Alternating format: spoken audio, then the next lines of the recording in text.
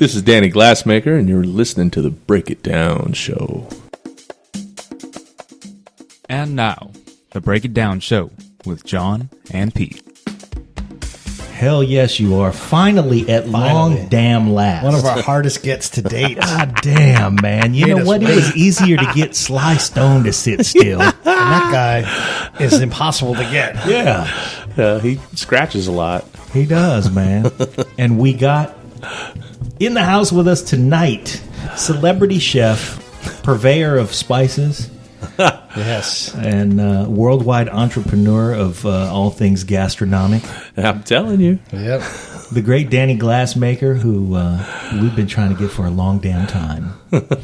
Thanks, man, for gracing Hey, man, our, thanks for having me. This is really cool. I like your whole setup here, and, you know, it's good to finally get together and have some hippie tacos. And, we ate some hippie tacos for dinner. In the words of Mario Batali, it was delicious because I didn't have to cook it. That's all right. That's right. Yes. And it was totally vegan. Oh, yeah. Which we know you're no stranger to because yeah. your restaurant, the Workshop, is not a vegan restaurant. However, you have a vegetarian wife. I have a beautiful vegetarian wife. Make no mistake. And so, ladies and gentlemen. Yeah, but, you know, there are times where, you know. Our man here is playing up. There are times where the animal protein is desired. Necessary. Oh, yeah, necessary. Thank you. Yes, by all means. You know, we've had an opportunity to have plenty of vegan shit that Pete and I have prepared or that we've enjoyed that somebody else prepared, and we dig it. Mm-hmm. We love the vegan lifestyle, but we both cheat. Yeah. And my favorite place to cheat is the Workshop in Benicia, California. Ever since I heard about soft shell crab po' boys, I've been like, we encourage cheating at the Workshop. There's no doubt about it. Yeah, you got to keep it real, man. Keep it New Orleans style. You got to give Nola the props. So yes, you do. And I'm not kidding, listeners. If you've never been to the Workshop, they will feed you a sandwich that is, how long is that fucking sandwich? It must be 20 damn inches long. It's big. It's big. And I will say this too, and I'll say it in front of everybody. And the Workshop, what we all call Danny's place, but the Workshop is. Yeah, we just say Danny's. Yeah, what are you doing? I'm going to Danny's. Go to Danny's. Yeah. So if you want to be down with the Benicia talk, you say Danny's. That's the small town folklore. Yeah, I get that. You have the best restaurant in town. Oh man, thank you, Pete. I appreciate and you know what? it. Thank you. We know a few of the restaurateurs, but we've had no Benicia restaurateurs on our show, and we've just been fucking chasing your ass. Yeah, I'm good at like give it. You know, I got a guy that comes in for red beans, and he wants red beans every day.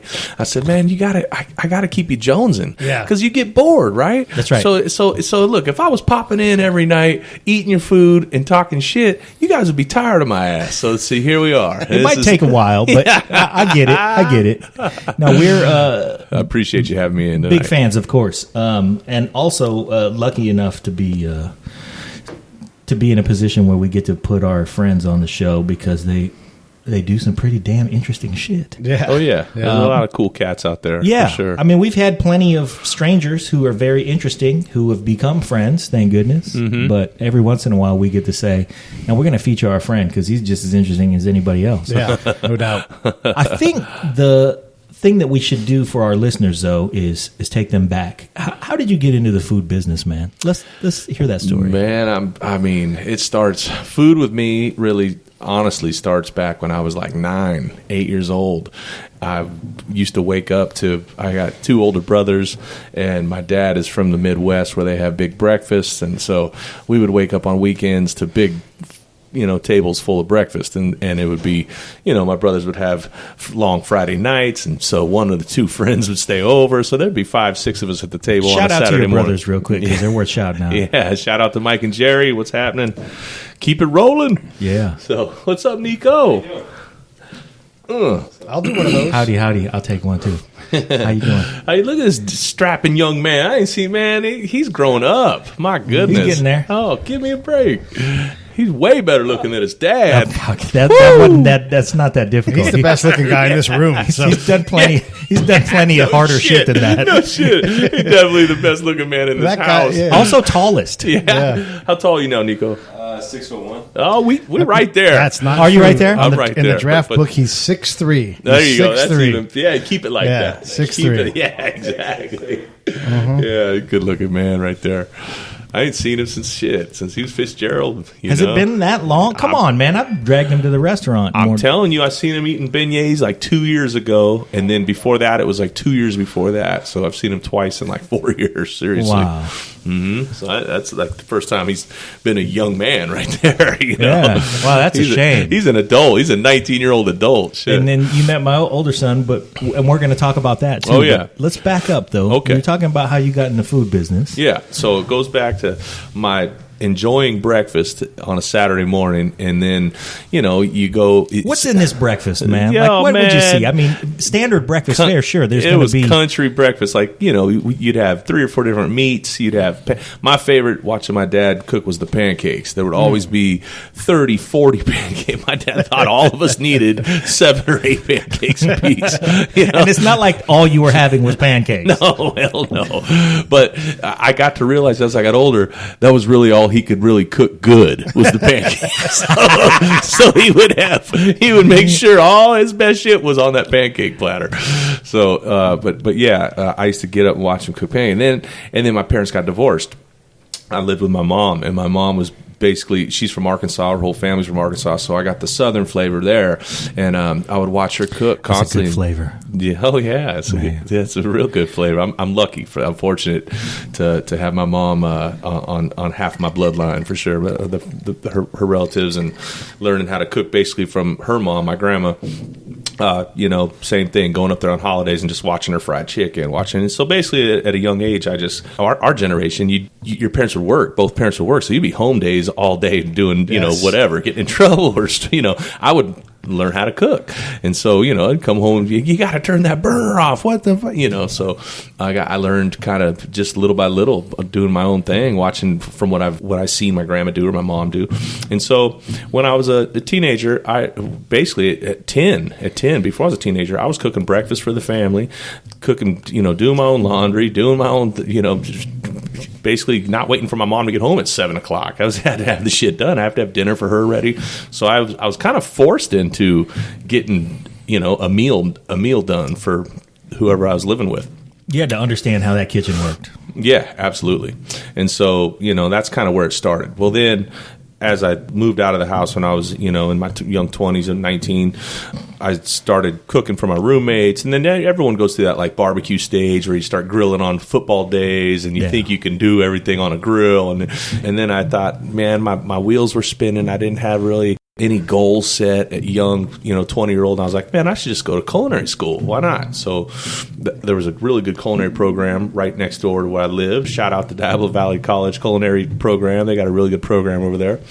So I enrolled and I did 2 years there, and I said, man, I'd been to New Orleans once. When I was 18, I graduated high school. My mom took me down to New Orleans. My favorite city. Yeah, ain't it? It's, boy, you can't beat a 5-day stay in New Orleans. You cannot. Sometimes you miss your flight home, and it turns into 13 years and a lot of gray hairs right there. Wow. But so yeah, I'd been to New Orleans, and I was like, okay, if I ever want to really get it right, I want to go down to that city and learn from the real deal, And so I told my chef at DVC, I said, hey, do you guys have any Cajun or Creole classes? And he's like, yeah, we have an international foods class. It'll teach you everything you need to know in 2 weeks. And I was like, fuck, yeah, right. 2 weeks to get the rest of the world. Yeah, 2 weeks to get the Creole, the oldest cuisine in America. Yeah, sure, yeah. That'll work. So that semester, I transferred all my credits to New Orleans, finished at Delgado, which is a same kind of program as DVC. It's a community college in the mid-city. Finished at Delgado and worked for a number of different chefs in the city. Got my technique from different places and different chefs, and Hurricane Katrina brought me back home. So I've been cooking now for about 23 years, somewhere in there, for profession. But started way back when I was like 9 years old, like I said. Damn. Yeah, that's it. So chock full, man. I mean, no kidding. A lot of it, the thing that we find in common with really most of our guests who are doing something fascinating and doing it well is that you find a way to have done it all your life. Yeah, without thinking about it, I guess that's true. I mean, it's always been in my blood and I guess my DNA. So it's a joy for one. You got to really love it, or else you would find a way to subliminally probably quit it. You know what I mean? without trying to quit. For people who don't love it, it sucks. You're on your feet all the damn time. Absolutely. You're cutting yourself. You're burning yourself. You smell like whatever you've been cooking all day. You slowly grow a hunchback. You grow the hunchback. The restaurant business is fraught with nicotine and booze. There are a lot of traps you can fall into. Absolutely. And not to say I'm no angel. I have seen the side of the traps, but you have to better yourself and have to realize what's right and what's wrong for your well-being and to maybe realize you're not going to live forever. So you got to get healthy and live a healthy, prosperous, or at least, I guess, inner happiness is what you want to have. If it's going to be with your job and your job's going to bring a passion or a joy that you don't want to leave, that I think you need to do the right thing within that job. You can't keep having fun all the time. It's going to have to get serious and make you climb. Everybody who achieves greatness faces that fork in the road where it's like, it's time I should stop fucking around. Absolutely. I mean, everybody's got a talent. Some people develop the talent so far and they're having a good time. And it's just like athletics or, academics or anything. You just said everybody. Isn't that fucking cool? Everyone on this planet has something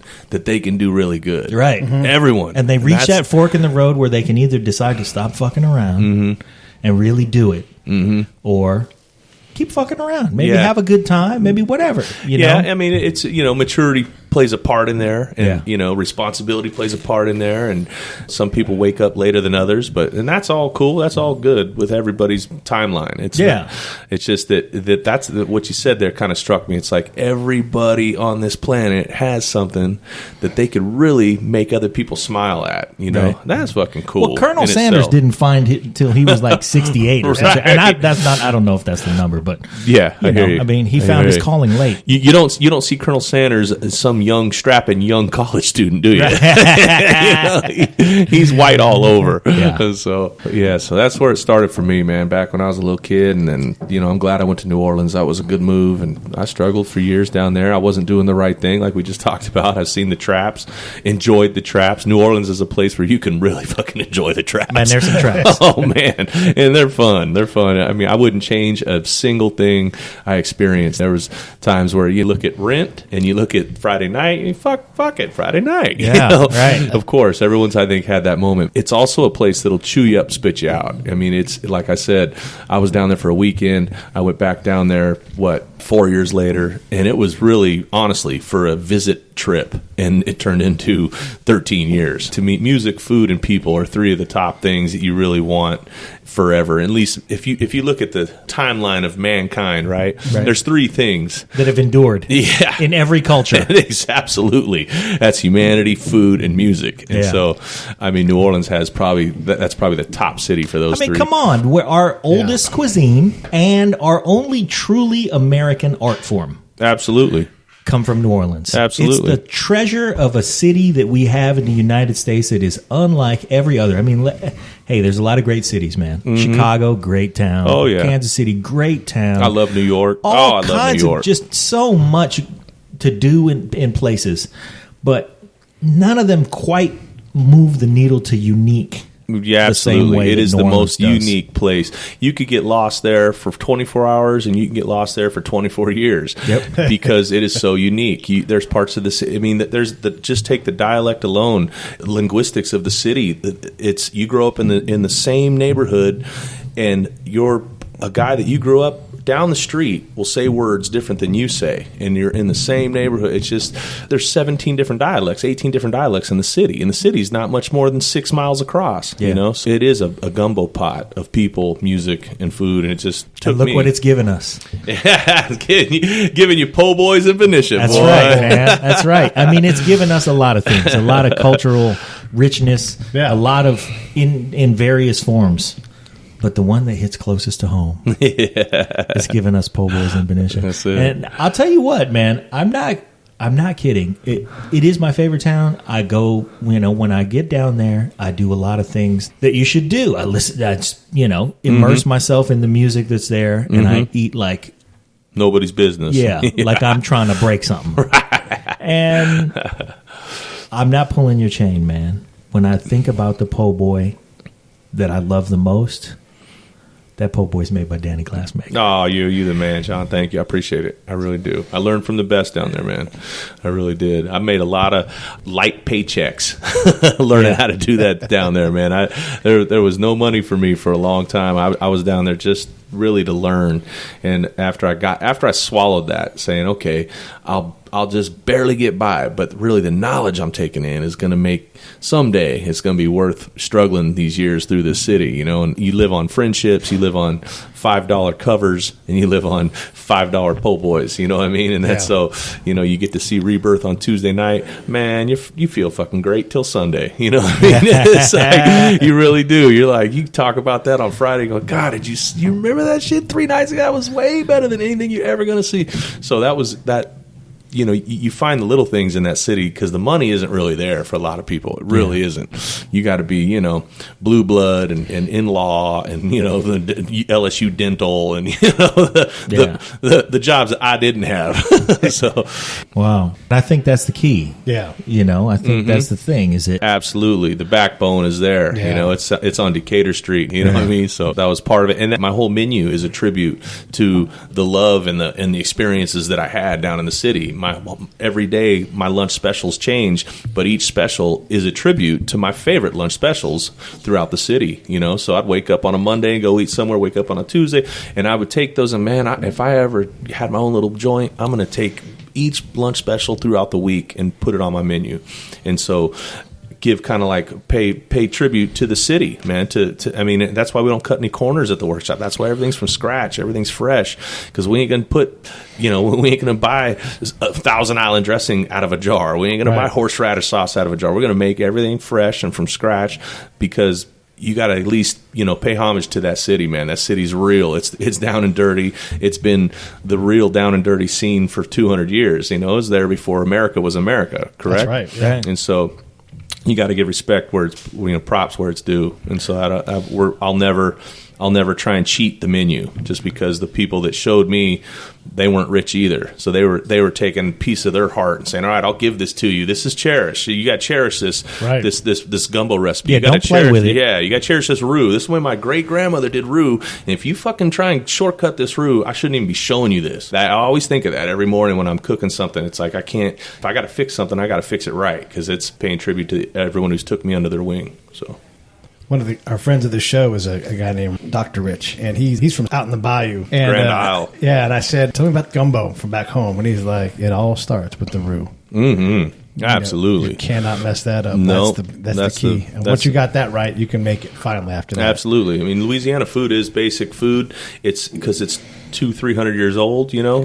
But what's unique about it is it's five nationalities or 5 cultures coming together to make a Cajun or a Creole or a New Orleans flavor, you know? So, you know, you get a little Caribbean, a little Haitian, a little Spanish, a little French, a little Southern country, a little, you know, Irish even, you know? And so it's pretty much it's a gumbo of culture that makes the gumbo, you know? And so, yeah, you can't, if you want to do it your way, you know, Texas people tell me, oh, the red gumbos, where, I mean, you know, everybody's got their own flavor, but red gumbo sucks. Put it that. Let's just be honest. Any of y'all out there trying to tell me your red gumbo's better, man, peace out. That ain't even close. I dare you. Yeah. You know, Christy makes a good gumbo, man. Oh, I bet. And you know, I'm not going to say that out loud in front of you if I didn't mean it. Well, it starts with the roux. Absolutely. You know who taught Christy how to make good gumbo? Steve Abernathy. Oh, I bet. Okay. Oh, yeah. Abby knows what's up, man. He looks like he's about as Dutch and Norwegian and Scandinavian as can be, but he's got some flavor, no doubt. Oh, he can get down. There ain't no doubt about it. Yeah. Abby, you still listening to the Beastie Boys? Man, come on. You know he is. Abby's expecting, man. Congratulations, my boy. Yeah. Abby, congratulations. That's I'm going to tell this story. I used to work with Abby, man. We worked for, of all things, a financial services company together for several years. That's where I got to know him. And, of course, you know, he showed up. Him being from New Orleans and me loving New Orleans like I do, we hit it off pretty immediately. Mm-hmm. Talked about all the good shit. Mm-hmm. And then I would say we knew each other a couple of years where we would hang out at work. I would always tell him about my wife, and he said, yeah, man, I can't wait to meet her. And then, of course, I'd get home and I'd go, man, I work with this dude named Abby who is from New Orleans. We honeymooned there. Yeah. So she loves it as much as I do. Uh-huh. But we... Great little honeymoon town. Oh, boy. man, what a honeymoon Great town. You know, I couldn't afford to take her to France. So Right. I figured, Yeah, let's go to the French Quarter. Hell yeah. Oh, yeah. So when we finally got the two of them in the same room, I want to say it was a holiday party for work, and he said, finally.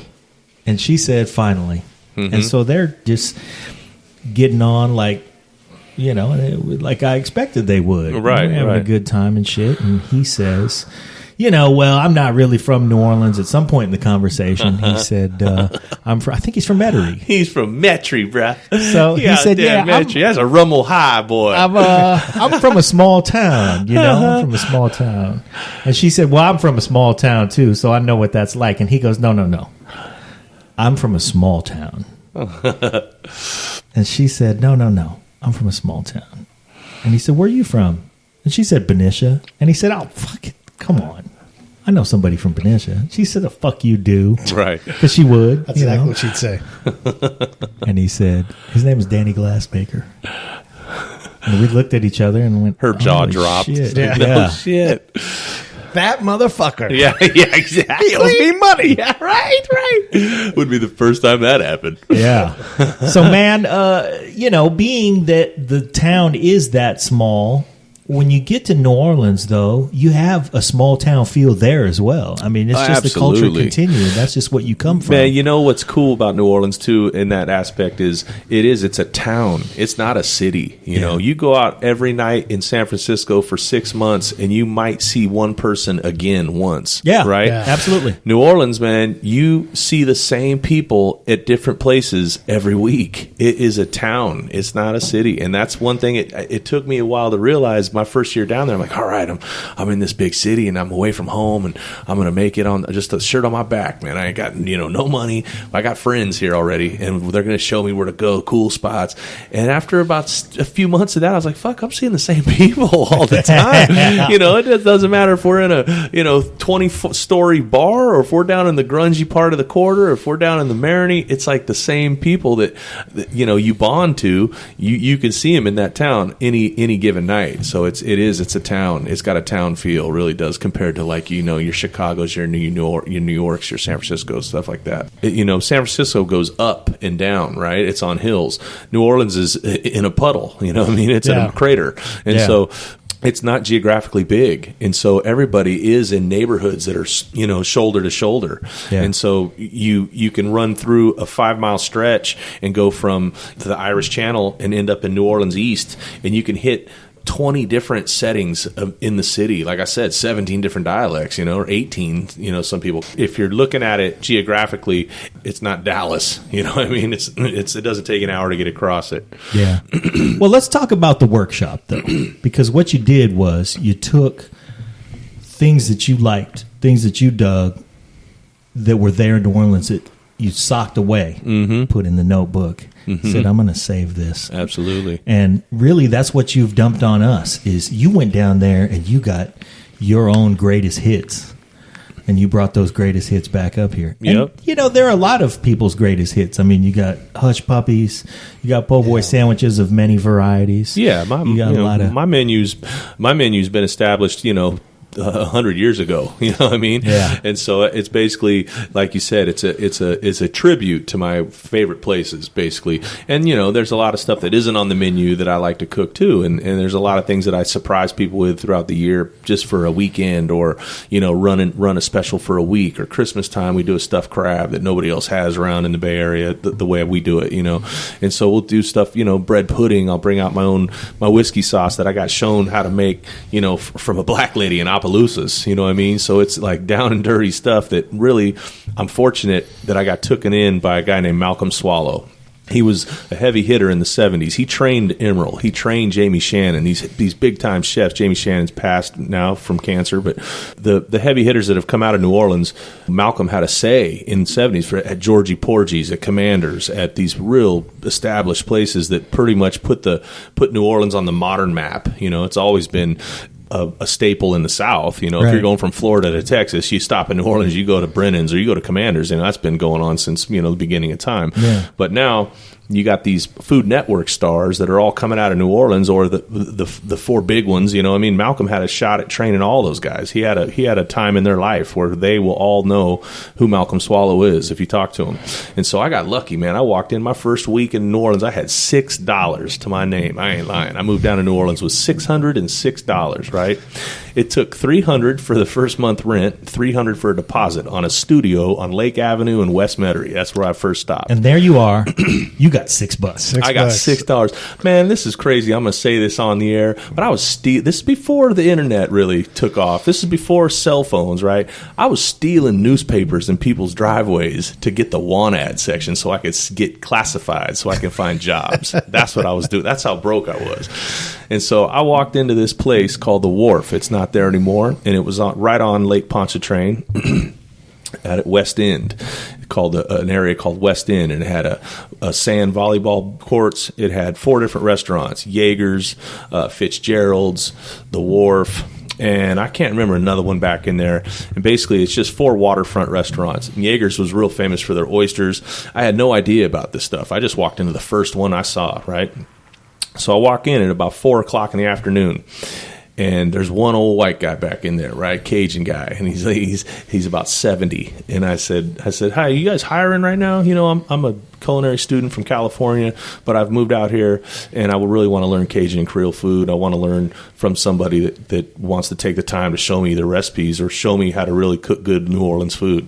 And he instantly took the time to listen to me. Most places were like, "You're from California, there's the door, bro. Get out, bro," because they know they don't have the time to show you roux. They don't have the time to show you. They got to start from the beginning. Right. They want somebody who's already ready to go when you say, "Give me a bucket of Trinity and bust me out some, boutoir." You already know what you're doing. Well, I wasn't that.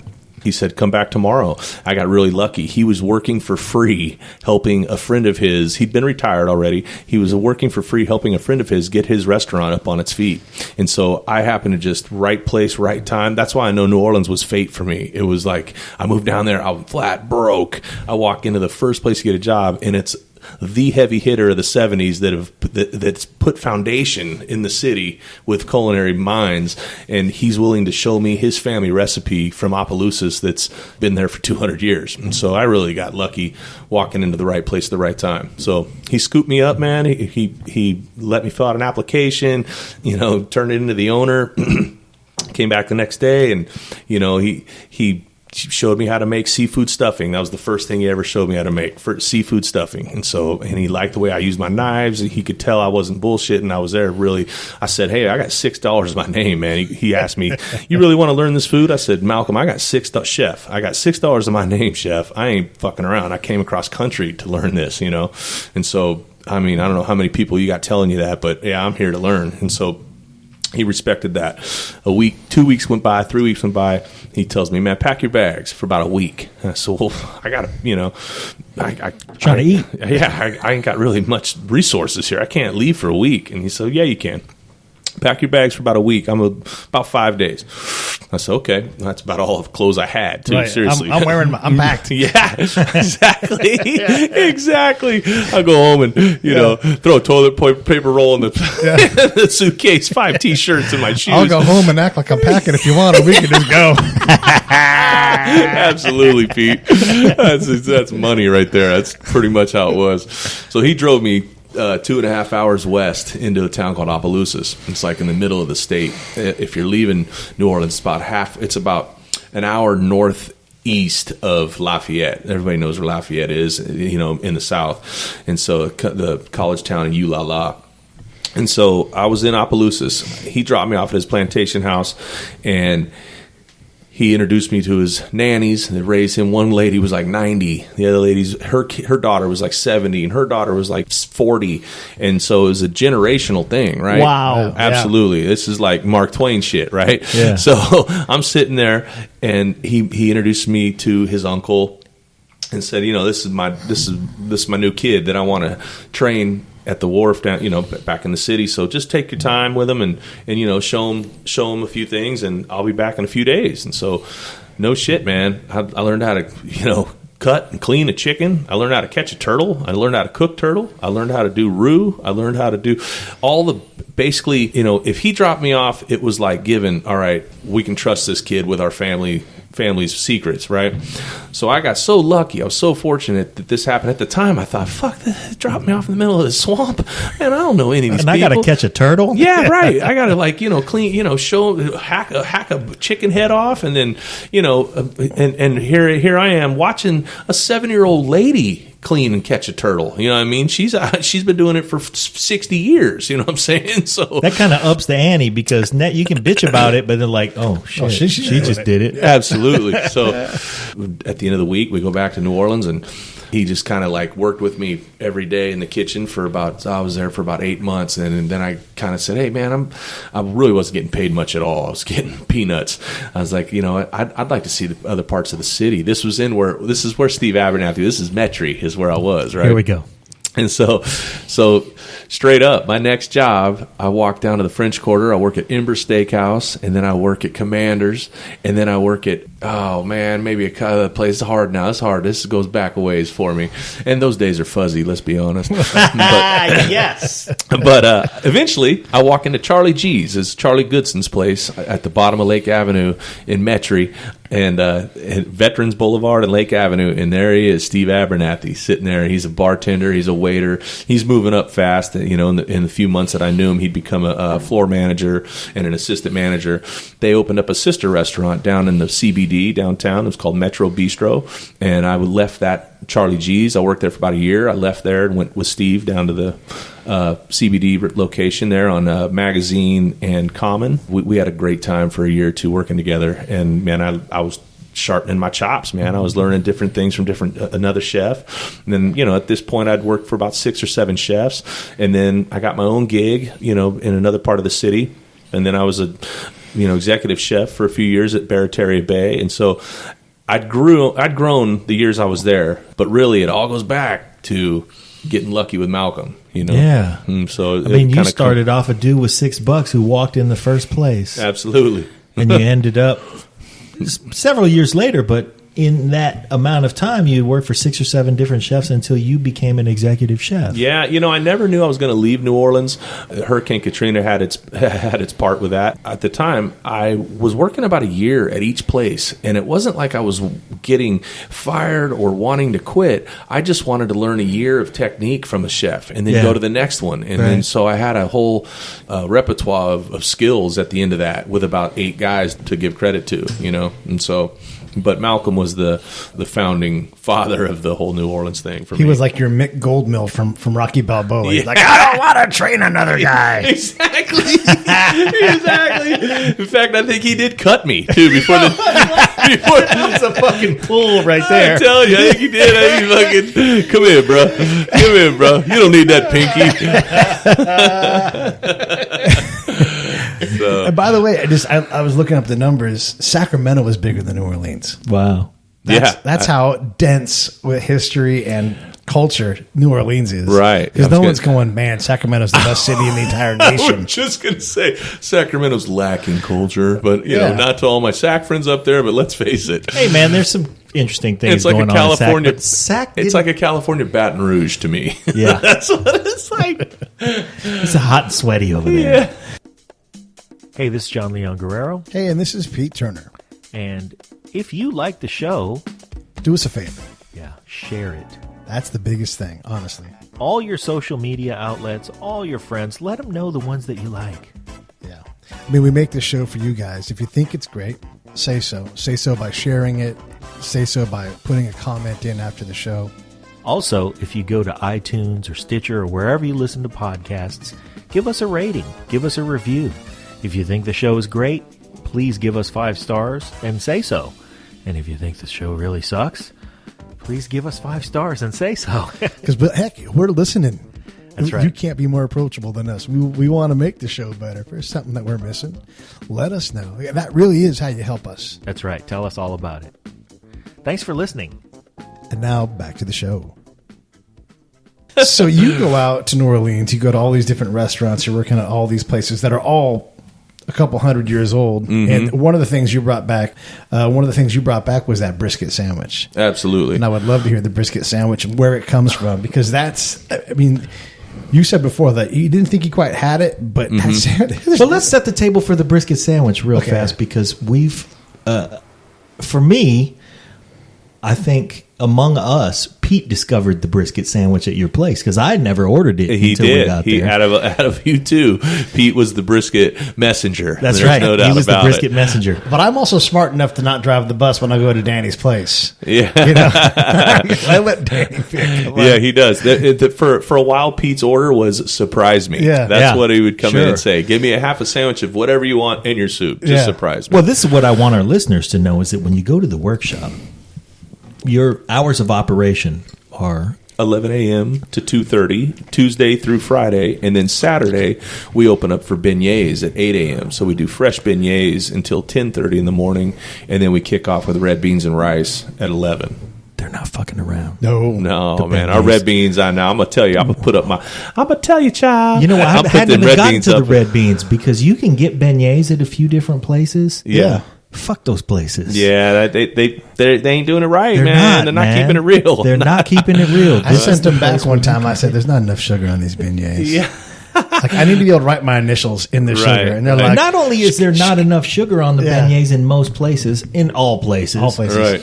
but you know the crust is too thick. Yeah. They're not doing it right. Yeah, no, I don't do Chardonnay with my fucking under-sugared beignets, okay? Right. You do fucking sugared beignets and give me some damn chicory, and then, let me listen to the tunes, and that's what Saturday mornings are. See what I'm saying?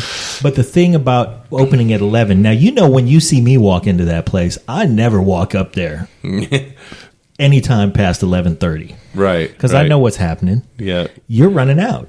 Yep, absolutely. And it's generous of you to be open from 11 to 2:30, but if you get there at 2:30, man, you ain't have nothing to eat. I never thought I would enjoy, and I don't really enjoy it, but it is fun to watch grown adults argue over the last order of pork chops. That shit never gets old, I'll tell you. I've seen 50-year-old men fight over beignets. I mean, we're talking donuts here, man. It's donuts. Chill out.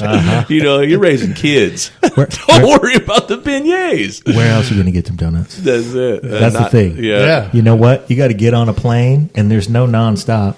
This is my only Saturday for 6 months. Yeah. God, it's my only Saturday for 6 months. Or you can get on. The first time I went to New Orleans, we flew Southwest down there, and I felt like I was on the city bus. You get on the city bus, and then you hear boom, and you go, "Oh God damn it, we got to stop at that stop." It's like It was like here to Burbank, and then Burbank to Phoenix, and then Phoenix to Dallas. I think we stopped at Dallas and Houston. Right.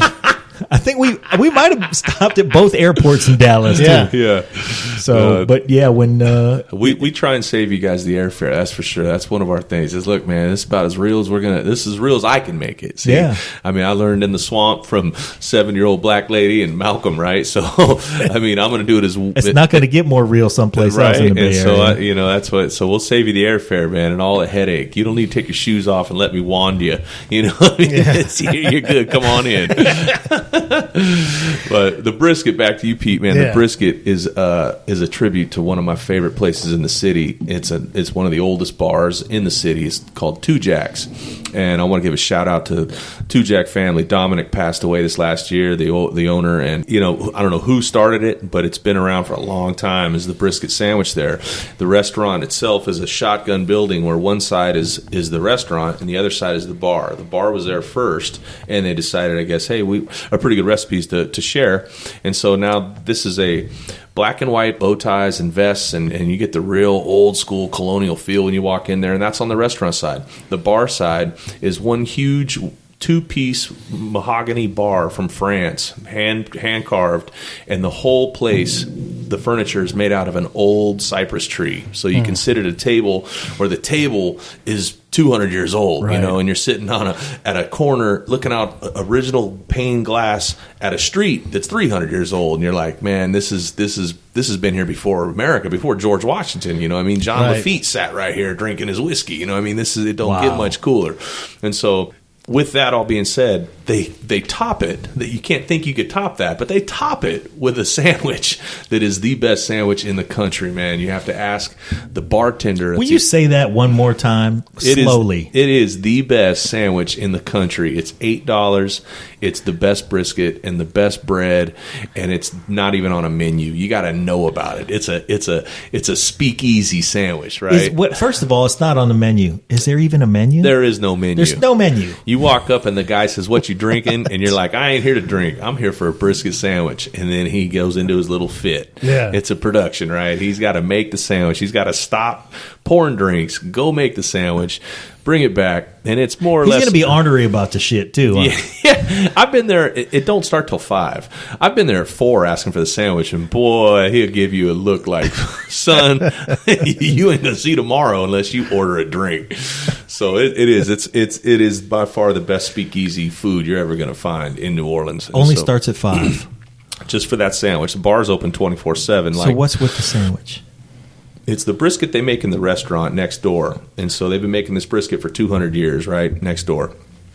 They serve it at night, every night. And so they take the leftover brisket from the restaurant, and the next day they stew it down and break it down into this like large chunks of brisket debris and sitting in its own au jus and fat. I mean, it is succulent, right? They make their own bread. Marinating, living in it. That's it, man. That's it. It's like I'm gonna wait here for you all day. It's got delicious brisket disease. Yeah. And then they make their own bread. It's not a po' boy bread. It's their own loaf. It's like a football, size of a football. No kidding. And on the sandwich goes the brisket, cocktail sauce, romaine, and tomato. That's it. Real simple, but that's the genius of it. It's the simplistic goodness of this place, right? It's been going for 200 years, and if it ain't fucking broke, don't fix it, right? Right, yeah. So it's been around that long, something's working. And so that's kind of how I discovered it, was through a friend of mine's uncle who said, "Hey man, go into the bar and ask for the brisket sandwich. No, you won't get a menu. You're not going to get to modify anything. You can't substitute anything on it. It ain't like you have it your way. You got to go in after 5 and nicely ask for this brisket sandwich, and you will be in heaven. It'll be the best experience of your life." And I sat there on the corner looking out a 200-year-old building, eating a brisket that's been made for 200 years by this family at a 300-year-old street, and watching the horse go by in the buggy. And then, my first impression was like, this is probably the coolest fucking thing I've ever done. And all it was eating a sandwich, and that's what New Orleans is. It's just like it's like this, not majestic, but this whole real, hair on your back stand-up moments that you have throughout the city at any given time. You can go there and, close your eyes, and, man, you feel like you are in a different place. It is a different place. Well, that restaurant dates back to the Battle of New Orleans absolutely, a few years before. Absolutely. Two Jacks has been there before the city. Right. The French Quarter was there before really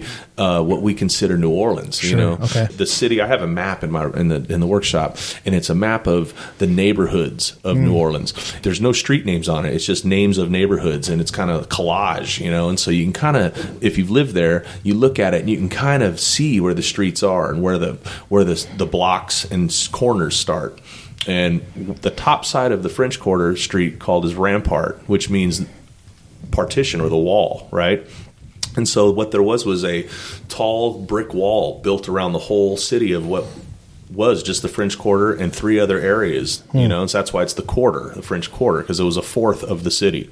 And so the brick wall kept everybody out. And it was like pretty much just controlled by the people inside.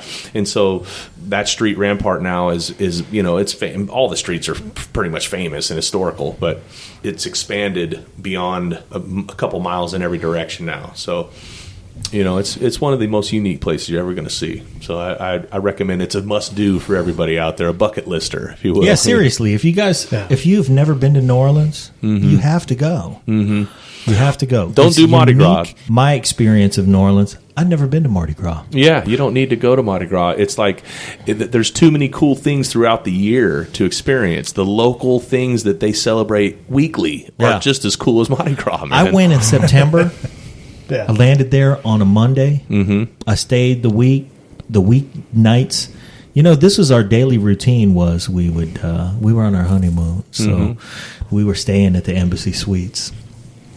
We would wake up early in the morning because we didn't have no money. So we were wake up early in the morning, go get that free breakfast. Well, yeah. But the Embassy Suites had a legit breakfast. They had grits. They had. I mean, it was still Biscuit in New gravy. Orleans. Yeah. Pork gravy. So we were there first thing in the morning, and then we'd eat something, and then we go, okay, well, let's go back upstairs. Yeah, right. And we go back Honeymooning, upstairs, honeymooning. We'd wake up, roll out of bed somewhere around 5:30. And then it's just getting popping. That's right. The thing. That's the thing, man. The city is built on hospitality industry, so half the city is a bartender or a waiter or a concierge. That's right. And so you don't get off work till midnight, right? I almost jumped in when you said the words when you were talking about Two Jacks. You said the bar's open 24 hours. Of course, the bar's open 24 hours. It's French Quarter, man. But you leave to let it get clean for a half hour. You can leave your drink on the bar. There's a guy coming. Oh, he's going to hose the place down. That's all right, it, we'll man. move out of the way.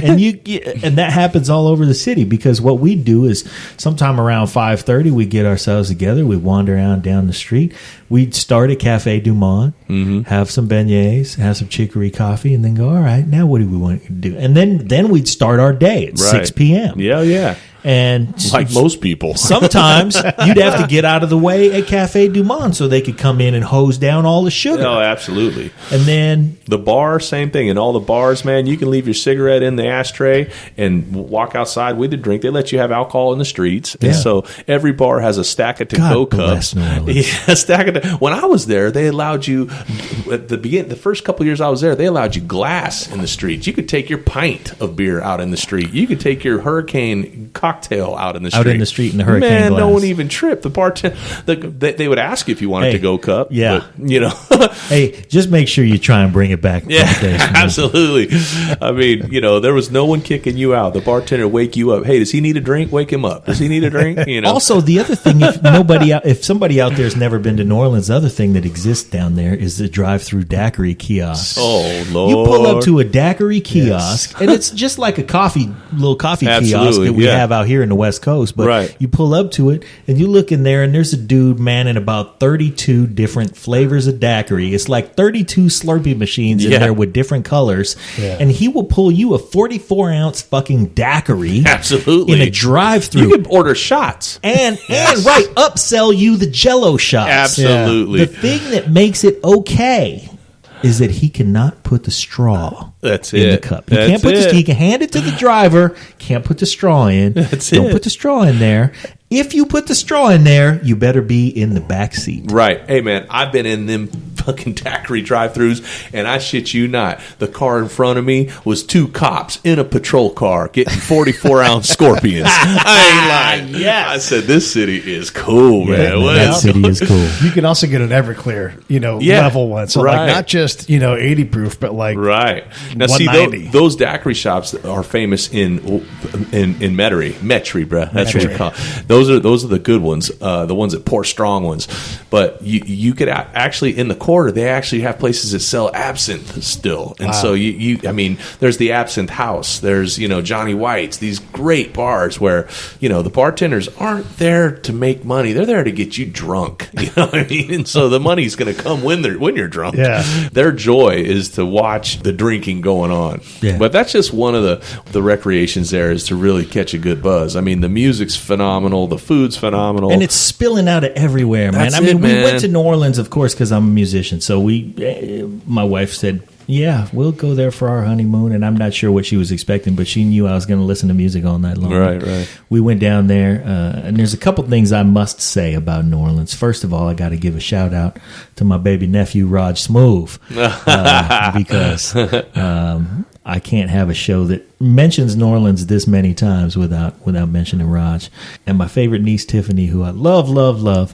The other thing is that when we were down there, man, I wandered into this. Actually, about a week before we went down there, I was working at a place in Emeryville that published Mix Magazine. Mm-hmm. And I managed to get on the phone. I had a phone call from a guy named Daryl Brown, who I'm still friends with. He's in Tokyo nowadays, but he was in New Orleans at the time, and we really hit it off. We made friends. His dad is Harold Brown, drummer from War, who doesn't know it yet, but he's bound to be on the show sometime real soon. But Daryl was working at the time at Club R&B at the corner of Bourbon and Toulouse. So we ended up wandering in there every single night because I never somehow ever paid for anything in there. Right. Of course, I brought some things from here that he enjoyed. So all we did, man, the whole time we were there was, like you said, get our buzz on, dance to some amazing music, walk down the street, and you just got Zydeco and funk and R&B and rock and everything just pouring out of everything, places, man. From man. You can have anything you want down there. Yep. Like you said, you go such an amazing place, and for you to have brought back as much authentic flavor from there as you did is really a gift to the West Coast. I appreciate it, man. I'm trying to bring a little funk to our little town here in Benicia. It needs it. Well, let's talk about the seasoning, because really I hip our listeners to the fact that Workshop seasoning is on grocery store shelves, and we're starting here, and it's growing from here. We do everything from scratch in-house in the restaurant there, and so the seasoning is just a blend of some goodness that I think makes everybody happy. It's got a little kick, it's got a little smoke, it's got a little flavor. It's got no MSG. No salt, no MSG, no preservatives. It's good for you. I think it makes anything good. Anything from scrambled eggs to catfish to brisket rub to we had Cheerios. It on our vegan hippie tacos tonight. That's it, man. Sprinkling the vegan hippie tacos were good without it, but yeah, we're gonna throw a little love on there. It makes it even better, right? Yeah, man. Yeah, we're trying to get that. That's our little baby. Let's hopefully see that on more store shelves. Right now we're gonna try and get it up on Ace Hardware in the barbecue section, and then we're gonna go Food Baskets carrying it on their shelves here in Vallejo. So. You guys are really catching this product in its infancy because it's a seasoning size bottle. The same 6 bottle ounce, as the stuff on your spice rack. Absolutely. It's approximately $6, right? Yeah, so $5.50 at the store, and then it could go up from there. We'll see. I don't know. And the thing is that it's going to last you. That bottle right there it's going to last me about 3 weeks. I'll say 3 weeks because I'll put it on. I'll throw it on a salad. You know what I mean? I'll sprinkle it on some toast. It goes on everything. I mean it. I'm not just shooting shit. It's good from. I mean, I haven't had it on Cheerios yet. I was just joking there, but not yet. Let's go. You could. I've accidentally spilled it in my coffee. I mean, it's good on ice cream. Man, really, you could take everything from, you cut a zucchini the long way, drizzle it with some olive oil, and grill it with that shit on there. Yeah. Oh, it's awesome on veggies. It is. It's awesome on poultry, pork, fish, beef. I'm not kidding, man. Duck. I mean, you go any kind of poultry, any kind of fowl, any kind of veggie, eggs in the morning. I mean, so it's multi. It can multitask. Very, very versatile. Yeah, absolutely. And so we thought maybe we'll just try it out. Throw a couple bottles out on the counter, and maybe somebody will like it when they come in and order some food. And man, we can't keep up making the mix. People buy it daily, so it's taken off a little. It's been a nice little fortunate ad that we have there in the store for anyone walking in. Is there anything holding you back from, say, offering it mail order on a website? We're just so brand new. We're not even there yet. But that's in the plan for sure. Because man, we want to have go nationwide, worldwide. We have one listener in Baku. It's true, and we got a bunch in Australia that need that shit. Yeah, man, and they ain't gonna find it there. I guarantee it. Yeah. And man, they eat alligator down there too, don't they? Oh yeah, I would hope so. I think it'd be good. Where do you go from here, man? You've got the best restaurant in town. You've got a seasoning that's just now getting its wings. Man, I think. What do you see for yourself in the future? Everyone keeps telling us expand, new place, bigger place, and that's to me what I learned in New Orleans and what I learned in this last 20 years of doing this is what not to do.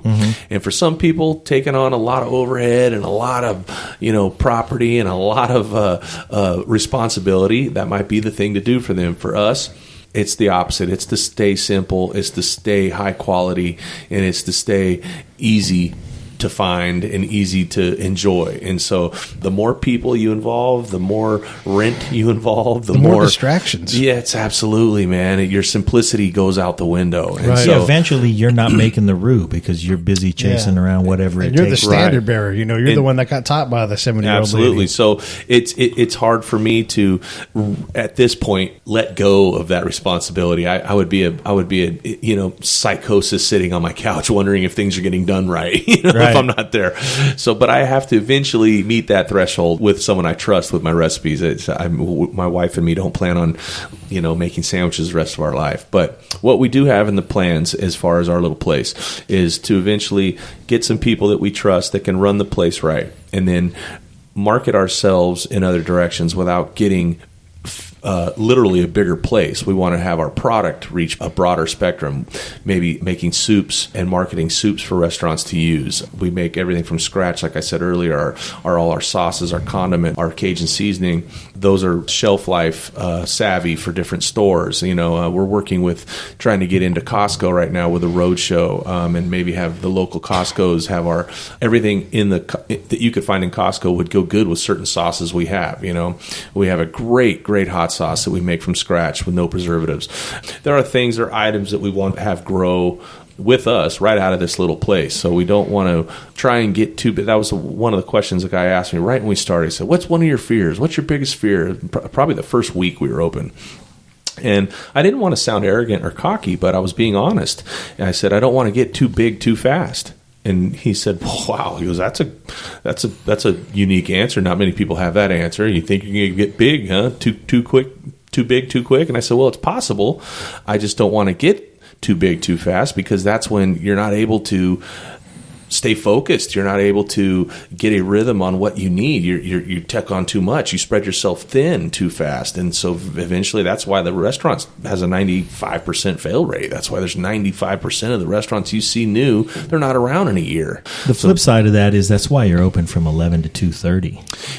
If we, at the beginning, I thought we could do breakfast and lunch. Yeah. I mean, the lunch has grown. We thought we'd have a cute little po' boy shop with a cute little blueberry muffins in the morning, Yeah. shrimp and grits, and this thing's turned into a fucking monster, man. I mean, we got a line out the door. We got people calling constantly for catering. Our catering's kicking up now to where we're catering every weekend we're off. We've been going balls to the wall. We've somehow thrown in a marriage in this last 3 years. We got married last year, and so we did get to go to Greece, for a honeymoon for about 2 weeks and enjoy that. But since then, we've been working constantly. So in 2 weeks, 20 days actually, we're going to Hawaii. We're flying to Maui. Good. And my Good wife and me are job. saying, fuck it, we are in Maui Very for nice. a week, trying to breathe a little bit. But when we come back, we're focused, and it's balls to the wall again for another year, 2 I want years. to So. say something about Naomi, too, your lovely wife, because number one, she is the backbone of the service. I mean, while you're back there cooking,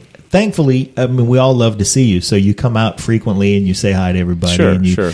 make sure everybody's doing well and stuff. But she really runs the service part of the operation. Irreplaceable. And she is magnetic and wonderful and terrific. And you, The glue. She is the glue. And two the, of you are, I won't say polar opposites, but No, but I mean, you are so wildly we're the different. yin and yang, that- for sure. I mean, Absolutely. she's holding down something that you are holding down something completely different. Yeah. I think that's another part that makes us unique, not us as a couple, I was saying the workshop as a company, is you do have owners on the grounds every day, interacting with every transaction is the owner, her or I.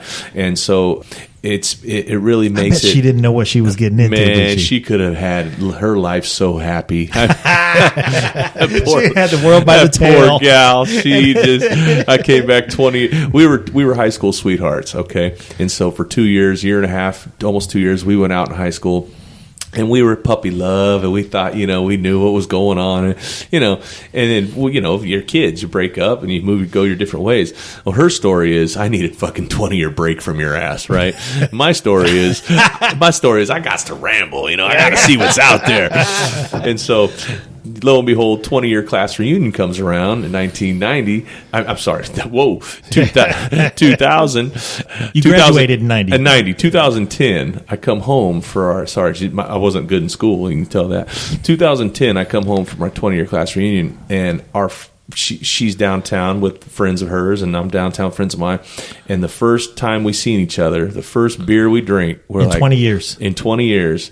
It was like, man, what are we doing apart? Where have you been? Yeah, what are we doing? We knew instantly, man. It was. People get corny and say magical and shit. Man, that shit was fucking magical. It was. I got lucky. I tell everybody, I'm the luckiest loser you're ever going to meet in your life, because she's the best woman I've ever met. And so I really am fortunate that not only is she the best woman I've ever met, but she ain't the brightest, because she'd have said, fuck no, I don't want to run a restaurant with you. Just bright enough. Just bright enough, baby. I hope you're listening. So yeah, she said, yeah, let's do whatever we get. And that's my story. Her story is, you fucking deadbeat. It was getting to where I was spending my last penny on your ass, and you had to get off your ass and find something. Cooking something. Yeah.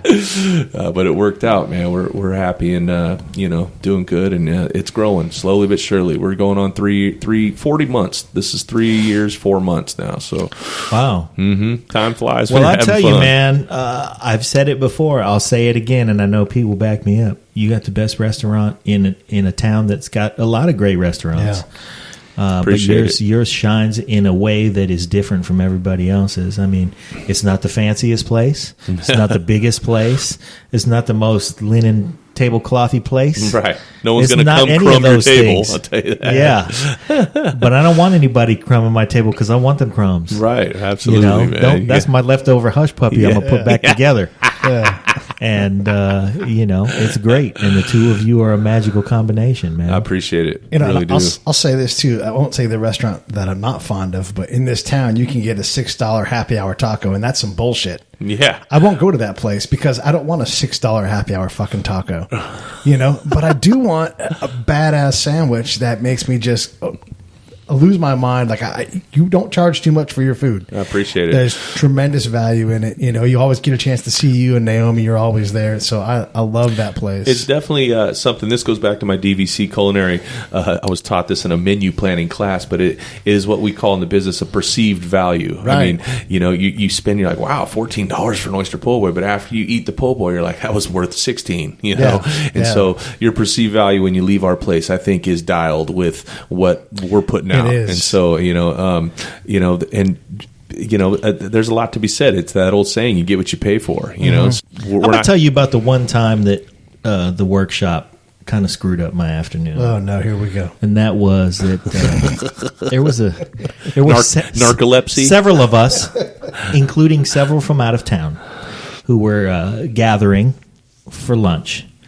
And I'm not going to name names because I don't want to point anybody out. But somebody had made some things for lunch and, put together a nice little luncheon.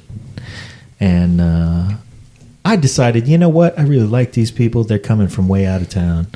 I want to treat them special. And I came down and I got about, I don't know, man. I think I maybe came down and bought about 6 or 7 sandwiches.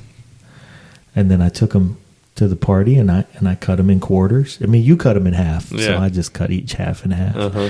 And I plated them up, and I brought them out. Nobody wanted to eat the rst of the food.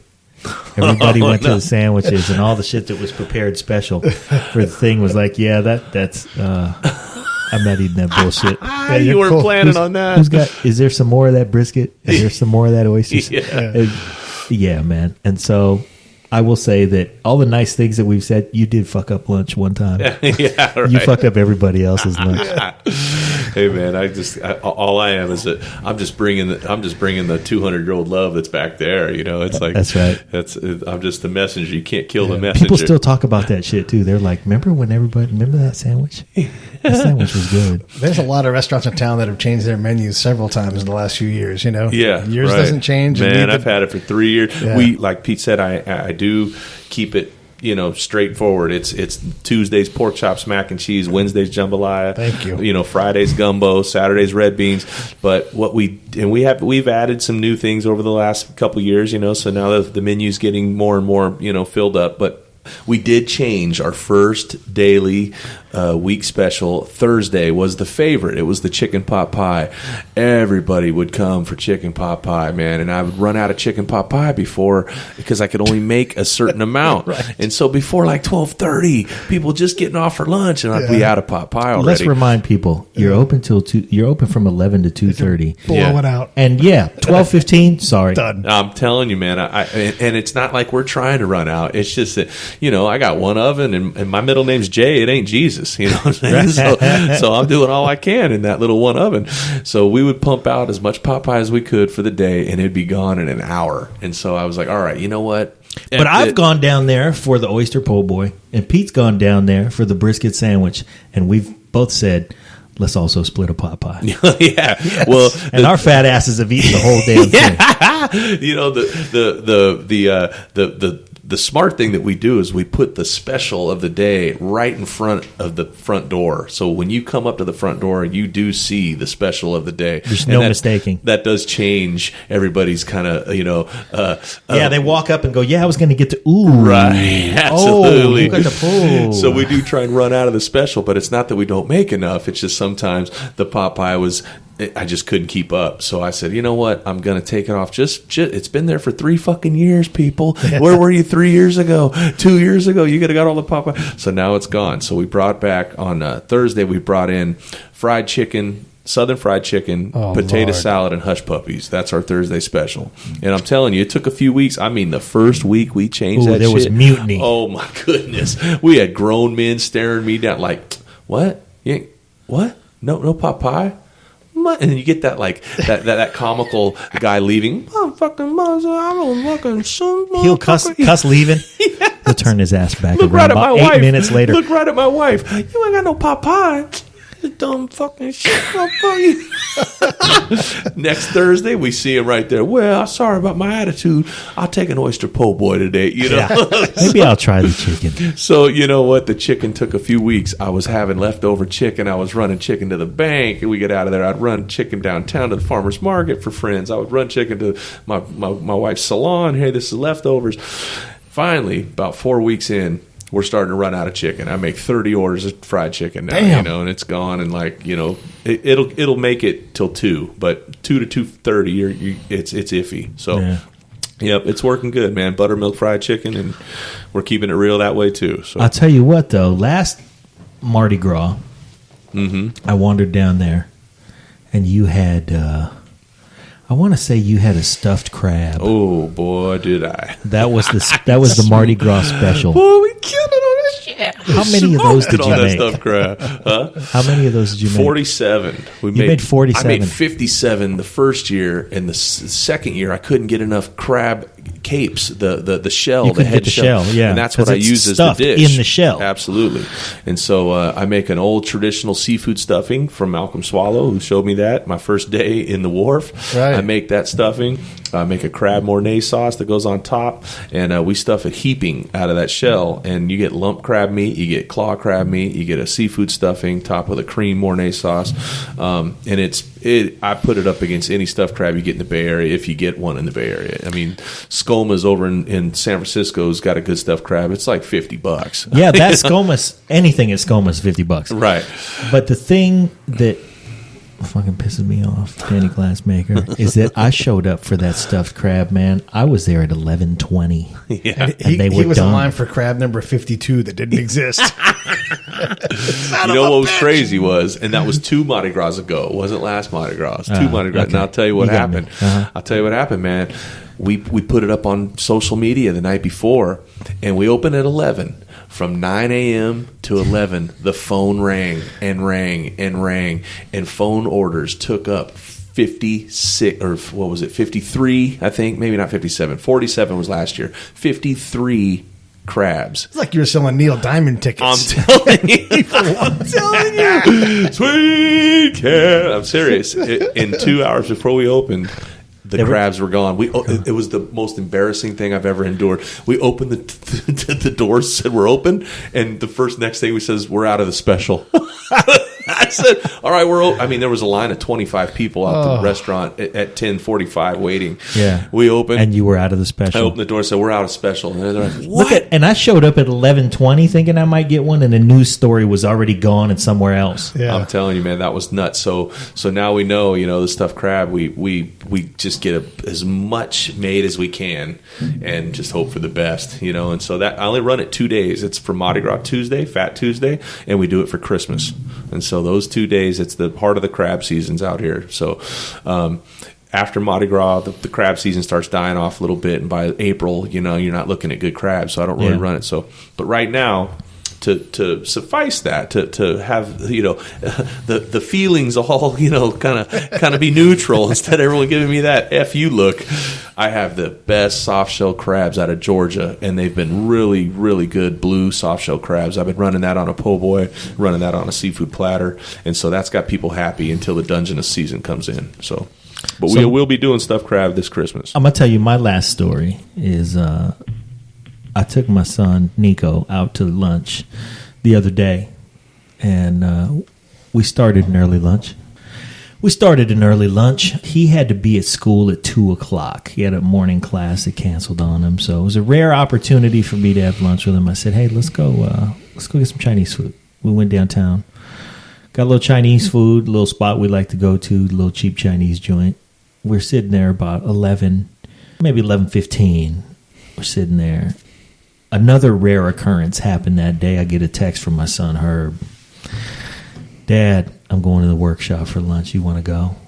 And now, he's also in the restaurant business. Yeah, absolutely. So I don't hear from him around lunchtime unless I go to his place for lunch. To get a text from him was really special. And he had my grandson with him. So I was like, I don't care where you are. I'm going to come check you guys out. We're going to break some bread. Even if I broke bread with... So I said, yeah, man. We just sat down to lunch over here at the Chinese place. As soon as I'm done here, I'll meet you at the workshop for lunch number 2. That's how much of a fat ass I am, and how much I never say no to Herb. I never say no to the workshop. That's a loyal friend right there. So I get down there, man, and sure enough, here's the funny thing. So I call on my way over there, and I call and reach Naomi.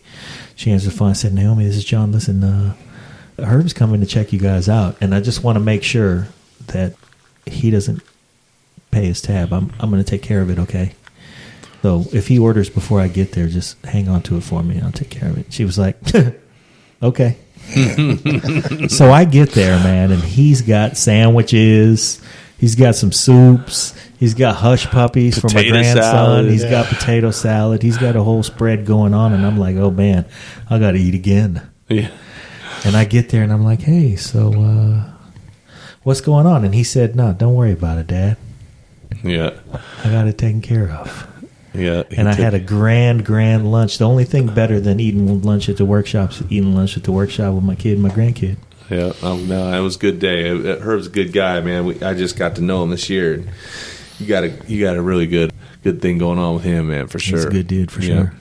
So was the other boy, Nico. I just saw the young man tonight. Can't believe it. I ain't seen him but, a few times in the last few years. And that kid's grown up to be a good-looking young man. Takes after his mother. Looks like his mama, thank God. I have fun here tonight with you guys, man. Yeah, really, man. Thank you so much for coming. Here's what I would really like to do, man. I'd like to do this again. Yes. And I don't want to talk about the restaurant. Mm-hmm. We'll talk about it for a minute. Yeah. And I don't want to talk about...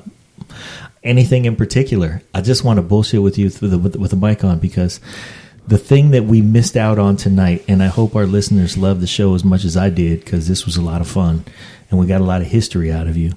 But you can talk about anything or not a goddamn thing, and you're a hilarious motherfucker, man. You are one of the most entertaining individuals I've met in my life, and I try to gravitate towards the entertaining folks in my life. Boy, you need to talk to my wife, because, boy, she's don't had really appreciate she don't appreciate that She's shit. heard all your damn stories. Yeah, that's it, man. But I really appreciate that. Here's the thing about a nice, loving marriage where there's a lot of communication is that if there's a downside to it, it's that you launch into a story that you love to tell, and you go, man, there was this one time, and you can look over and you get the irony. Oh, yeah. Oh, God, Yeah. dude, not this You fucking get the, one again. Not the Harry Connick Jr. story again. And the next time you come, you got to tell the Harry Connick Jr. story. Really, Pete, the brisket. God, I've heard about this fucking brisket so many.